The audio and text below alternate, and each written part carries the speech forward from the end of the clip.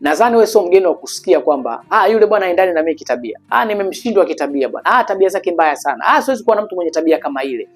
Ushawahi kusikia mambo kama hayo? Ama pengine wewe ushawahi kuwa katika mahusiano na watu na mkashindwana kutokana na tabia.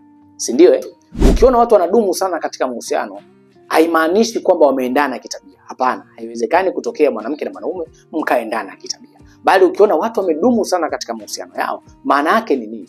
Wameweza ama wameelewa namna ya kuweza kuishi ama kuingiliana kitabia zao na kudumu katika mahusiano yao. Kwa hiyo mnaweza mkawa na tabia tofauti, lakini bado mkaweza kukopi pamoja na tabia zenu na mkadumu katika mahusiano, na tabia zenu tofauti zisiwe sababu za nyinyi kufarakana ama kukosa amani. Na hilo ndio somo ninalotaka kukufundisha leo. Namna gani unaweza ukawa na maelewano ya kitabia na mwenzako. Takupa njia mbili zitazokusaidia sana. Karibu sana, tumuombe Crispin. Hii ni Beki TV. Sasa ili kulielewa vizuri hili somo, nitatoa njia mbili ambazo ndio zitakusaidia kuapply katika tabia yoyote ya mwenzako. Sawa sawa? Unielewe vizuri. Hapa tutamzungumzia haiba ya mwanamke kwanza.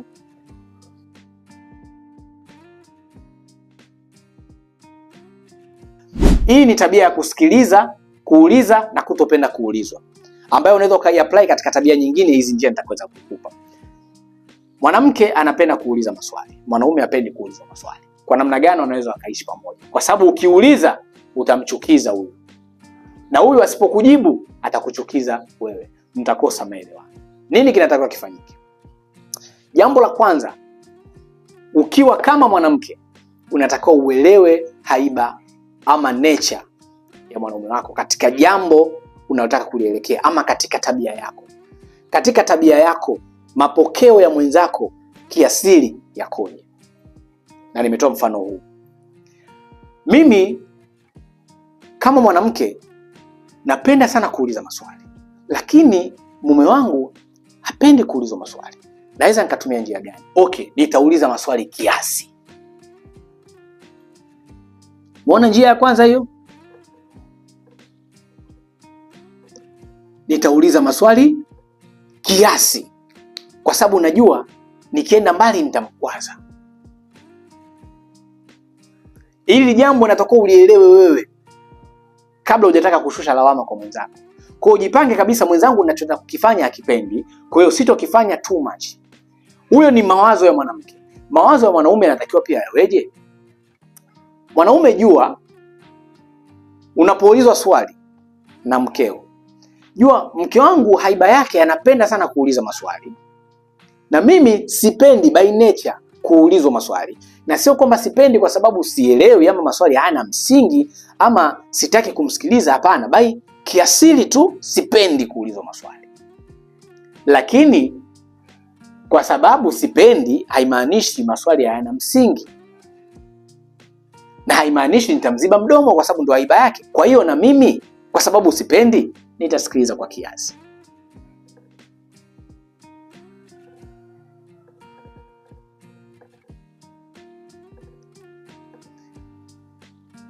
Sijui umenielewa?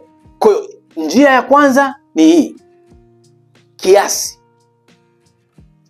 Unachogundua kwamba mwenzako akifurahii kutoka kwako, kifanye kwa kiasi, na kama kina msingi. Tukumbuke nimetoa mifano hii ya kimsingi. Kama kina msingi ambacho huwezi kukiacha, basi kifanye kwa kiasi.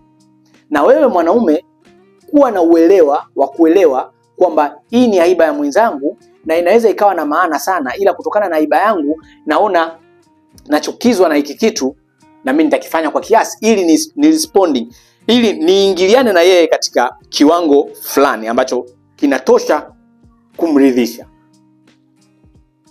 Kuna mtu ananielewa hapa?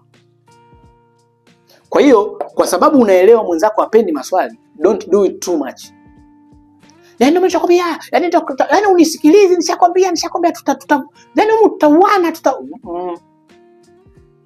Kwa hiyo kama unajaza glass, unajaza maji kwenye glass, hakikisha ile glass haijai ikamwagika. Jaza mpaka sehemu fulani hivi. Kwa wakati unaongea kabla glass haijamwagika, na mwenzako unajua kisha kusikiliza kwa kiasi. Kwa hiyo kiasi ambacho wewe unafikiria nimemaliza ndio kiasi nacho mwenzako anafikiria sasa nishatosheka. Kwa kabla hujaongea mpaka kumkwaza, tayari mwenzako naye anakuwa kisha kupokea vya kutosha, haujaenda mbali kiasi cha kwamba kumfanya ajisikie vibaya. Na wewe unamsikiliza huyu, haujamboa katika kile kiasi cha kumfanya naye haone hujamsikiliza. Kwa njia ya kwanza ni kufanya vitu kwa kiasi. Twende kwenye jambo la pili. Vitu usivyovipenda. Nijumuishe.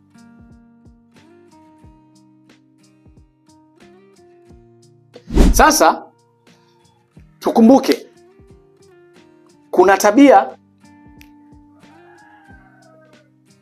tabia kimsingi zinaweza zikawa mbaya kiasi cha kuvunja mahusiano. Na kuna zile tabia kikawaida tu zinaweza zikawa mwenzako hazipendi kwa sababu kama zinakutia aibu ama kama zinamtia aibu yeye. Unajua kuna hizo tu tabia. Nadhani mnaelewa.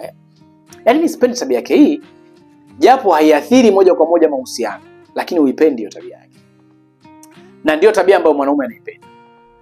Natoa hii mifano sio kwa maana ndivyo itavokaa katika maumbile. Hapana, inaweza ikawa wewe kuna tabia unaipenda na huyu haipendi. Ama huyu anaipenda, wewe uipendi. Inaweza ikawa una maswali sana, mwenzako hapendi maswali. Ama mwanaume ndo anapenda kuuliza maswali, wewe upendi kuuliza maswali. Kwa hiyo zinaweza zikaingiliana katika utofauti wa hii kaenda huku na hii kaenda huku. Ama zikawa nyingi tu katika namna hiyo. Ila nimesema natoa maeneo mawili ambayo ndio nitatumia kama mifano ya wewe kujua unaendana vipi na tabia mwenzako ambayo tabia yake yoyote ile.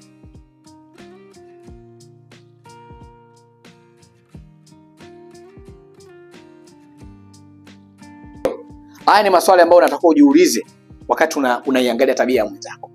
Tumekuwa na kawaida tunakurupukia tu tabia za wenzetu.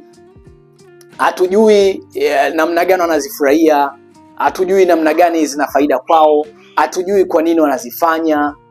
Si ndio? Sasa kabla hujaishambulia tabia mwenzako, hakikisha unajua je, inaweza kubadilika?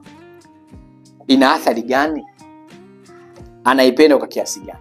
Kwa hiyo kujua ina athari gani itakusaidia pia wewe kuangalia wakati namna unataka kumrekebisha ni vitu gani utatumia kuweza kumhamasisha iache hiyo tabia. Sio, nielewa? Lakini anaipenda kiasi gani itakusaidia kuelewa kwa namna gani ukabiliane nayo.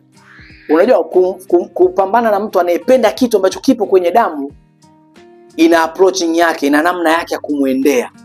Usikurupuke ukamuendea kama ni kitu tu kimetokea jana ama ni tabia ya juzi. Kwa hiyo ielewe hii ni tabia imeshakomaa, namna gani nataka kunielekee. Natakiwa nielekee kwa utaratibu, ni tabia anayoipenda, natakiwa nielekee katika namna ya mimi pia kuijari, lakini kutafuta engo ya kuweza kumsaidia aiache. Kwa utajua namna ya kuiendea na isiwe ile yani mimi ukaichukulia poa. Hapana. Lakini je, anaweza kubadilika? Kwa katika namna utakavyojitahidi katika hizo njia za kumbadilisha, utagundua anaweza akabadilika ama hawezi kubadilika. Mfano, ukigundua kwamba hawezi kubadilika, si ndio?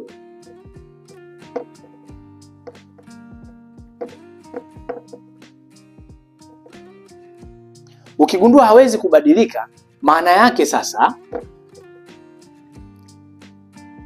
utabadili namna ya kuapproach hii tatizo. Yeye hawezi kubadilika. Na wakati mwingine wewe unadhani kubadilika ni kitu rahisi. Sasa hapa ndo inabidi urudishe mabadiliko kwako.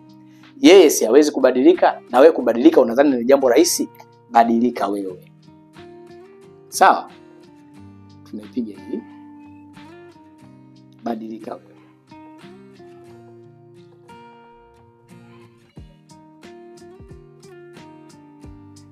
Yeye hawezi kubadilika. Badilika wewe. Unabadilikaje wewe?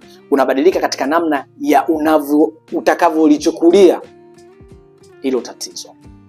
Tukumbuke juu ya kiasi. Kiasi kinamaanisha kukubaliana na madhaifu ama mapungufu ama haiba ya mwingine. Haijalishi wewe ndio uwe perfect, unachokihitaji kiwe sawa tu. Kwa hiyo utakubaliana na kwamba hii tabia ni ya mume wangu. Kumbuka kama haina athari ya mahusiano yenu ya moja kwa moja. Kwa hiyo simaanishi tabia sio umalaya au tabia nini, ila kuna zile tabia za kawaida. Ndio maana niliongea tu kiujumla tabia za kawaida. Kwa hiyo badilika wewe katika namna unavyoichukulia ile tabia. Anapenda sana ubishani. Ni mbishi. Mimi sipendi ubishi wako. Kwa hiyo muelewe, ukianza kuona ukianzisha mada ikaanza mimi ndo najua wewe, unajua kichwa chake kimeanza kumpanda. relax. Usifight kuweza kushindana naye katika namna ya kumuonyesha mimi sipendi tabia yako, kwa sababu utaingiza mjadala mwingine. Kwa hiyo okay, tabia yake ni ya ubishi. Okay, tabia yake anapenda sana kuanzisha ugomvi. Kuna watu wana tabia hiyo tu kaja ndani vipi? Sasa unaona hii nguo umeyachapa. Yaani tabia yake tu nini ule mtu wa kupanic. Ushanifahamu? Sasa ukishaelewa tabia yake ni hiyo, unajua. Akisharudi sasa alokuambia weke shuka hapa nani? Yaani shuka umeacha kuweka hata, chukua shuka lako kaliweke ndani. Haina haja kumwambia, sasa mbona kitu kidogo una panic, usimclash. No, mfahamu kwamba iko ni kilema chake. Sasa nilikwambia unabadilika wewe. Mchukulie iko ni moja ya kilema chake. Kwa kikitokea responding, badilika wewe. Kifanye katika namna ya kumsaidia kuacha. Unajua kwa mfano watu wawili mkiwa mnakimbia, yule anayekimbizwa atapata nguvu ya kukimbia kwa sababu kuna mtu anamkimbiza. Kwa hiyo muondolee hiyo challenge, muondolee huo ushindani. Wakati mwingine anaendelea kukomana hiyo tabia kwa sababu wewe upo hapo unaomsaidia kuiendeleza hiyo tabia ama kuikomaza. Aikwambia mbona hujatandika shuka na unaanza, mbona unalopoka, mimi nimechoka tokea asubuhi nafanya kazi hapa. Wewe unione. Maana yake unazidi kuikuza tabia yake. Kwa ukielewa tabia yake ni mtu wa kufoka, elewa kwamba hauso kwa maana nipendi, ila hii ni aiba yake. Huu ni ugonjwa wake. Kwa akianza kufoka, sitoingiza interest tofauti, sitoingiza hisia tofauti. Nitawekea tu zile hisia za kwamba huu ni ugonjwa wake, huu ni uchizi wake, nitamsikiliza, nitafanya jambo langu na nitakaa kimya. Kwa unamuelewa katika namna hii. Ili kumwepuka. Na hiyo ukiidumisha, utamkuta mwenyewe anaacha. Mwenyewe ataacha bila wewe kumwambia. Kwa hiyo kukubadilika wewe utamsaidia, trust me, kutamsaidia yeye kubadilika. Mfano mzuri tunasemaga kila siku. Mwanaume wako ana tabia ya kurudi sana usiku. Na imekuwa kila siku unamwambia why? Kiasi kuna gombana naye, akuelewi. Acha kugombana naye. Acha kucomplain. Mwacha rudi usiku, mfungulie nani kalala. Bwana chakula hicho. Usiongee chochote, wala usicomplain. Utaanza kuona. Ataanza kuwa na namna huyu ananichukulia. Mbona sasa hivi yale mabadiliko yako ambayo uongee ila tu unaonesha mimi wewe unataka hivyo, wewe rudi sawa. Yanamfanya abadilike.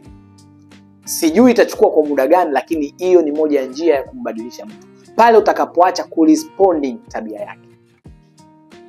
Ushanielewa? Kwa hiyo hizi ni njia mbili ambazo zitakusaidia wewe kuwa na maelewano ya kitabia na mwenzako, ama muingiliano wa kitabia na mwenzako bila kujali mna tabia tofauti.